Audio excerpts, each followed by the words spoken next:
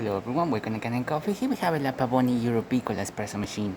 Now for this machine we just did a tune-up, replacing all the gaskets that you see right here, from the piston group head, the group head gasket as well. We also replaced the side glass, we also replaced the side glass casing, and yeah, we just gave it a good cleaning as well, make sure everything's running up fine. We also replaced the old power switch. This one was broken, needed to be replaced, and as you can see it's working out perfectly fine and heating up properly and no leaks or anything around.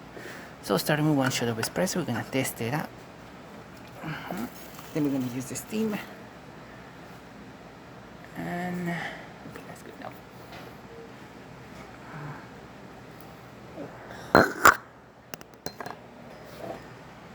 Sorry, I had to push it with the iPad. It's a little bit hard because one hand. Alright, almost 1 ounce of water. Unfortunately, we missed a lot of the previous initial shot on the tray, unfortunately.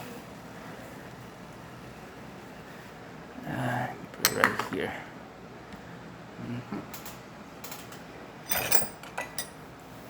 Still, we were able to get a little bit of crema and around 1 ounce of liquid, which is what this chamber holds. And now for the steam.